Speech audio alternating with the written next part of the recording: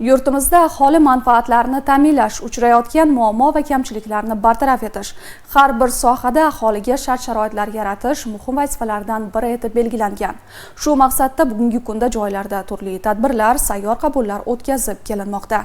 Sharof Rashidov tumani Kuyovboshi mahalla aholisi uchun tashkil etilgan sayyor qabul jarayonidan muxbirimiz xabar beradi.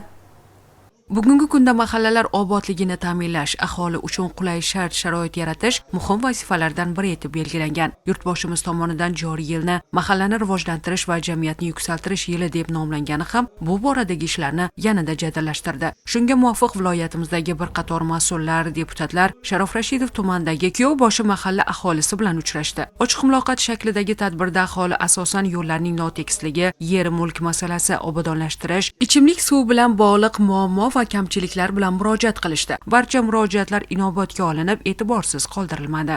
Yurtboshimiz xalq bilan muloqot, odamlar orasiga kirish, ularning dard va tashvishlariga sherik bo'lish ustuvor vazifa ekanligini ta'kidlar ekan, bugungi yig'ilish ham aynan shu kabi maqsadlarni qamrab oldi.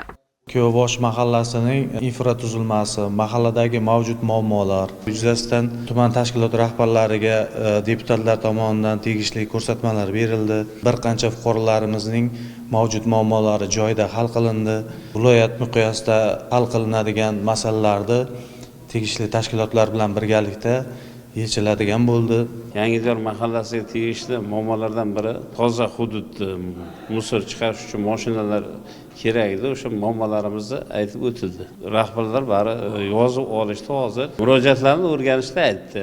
Har mahallada o'tkazish kerak buni sayyor qabulda. Chunki odamlarning dardini, fikrini eshitamiz, o'rganamiz. Sayyor qabulda Bugungi kunda o'z haq-huquqidan xabardor bo'lgan har bir fuqaro bu borada o'z muammo va kamchiliklariga yechim topa oladi. Bugungi tashkil etilgan tadbir ham aholini befarq qoldirmadi. Eng muhimi mana shunday muloqot va sayyor qabullar xalq ishonchini yanada oshiradi.